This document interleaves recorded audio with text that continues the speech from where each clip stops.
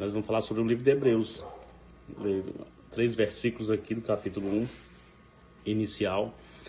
E a gente vai ver que o livro de Hebreus, ele é uma janela que nos leva tanto para o Novo Testamento, do Novo Testamento ao Velho Testamento, mostrando que o velho se cumpriu no novo, né?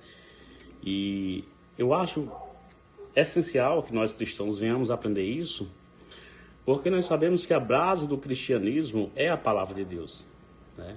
Então, se a base do cristianismo é a palavra, nós precisamos conhecê-la, né?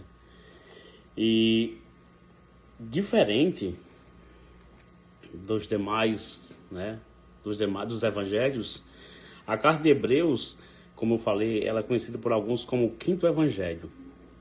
Embora não se tenha um autor, não se sabe quem realmente foi o autor, né? Alguns historiadores tentam defender ideias e teses de que ou foi Paulo, ou foi Lucas e outros sucessivamente, mas não se tem a certeza quem escreveu, o livro de Hebreus.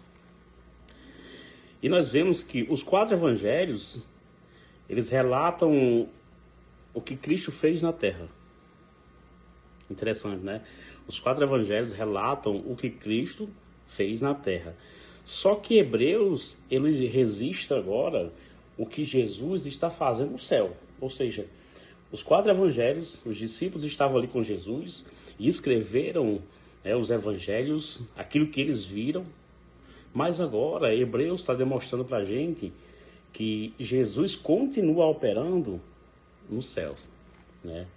Então, a gente vê essa singularidade da pessoa de Jesus Cristo, né? Porque um Deus que dá a sua vida por nós, o nosso sumo sacerdote, mas que é amigo também, né? E a gente sempre deixa claro isso, sempre fala a respeito desse tema.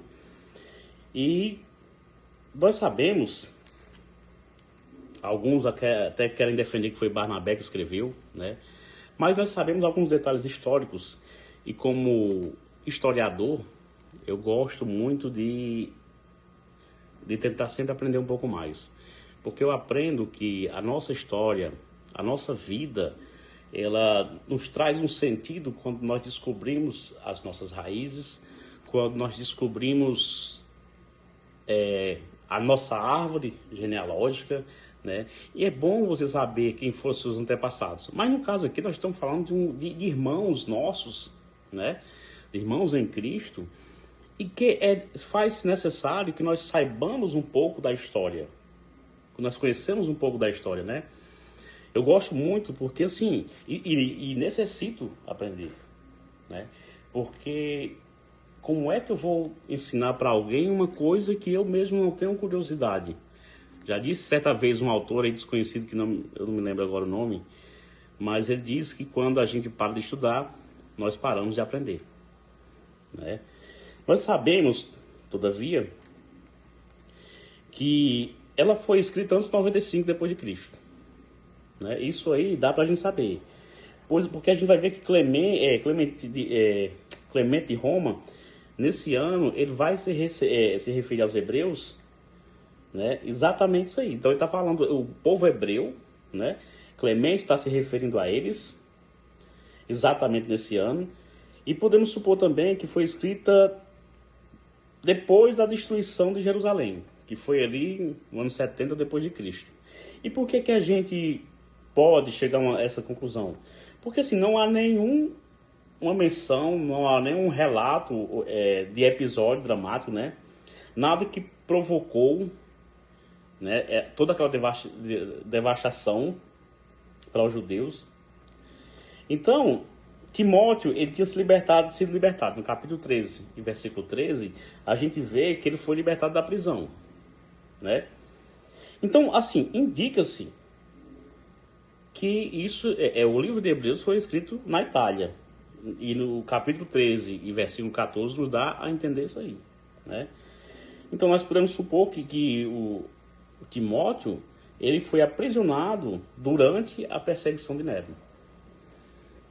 Por que nós estamos falando sobre isso? Porque é bom a gente primeiro saber algumas coisas que é simples, mas que fazem toda a diferença na história, né?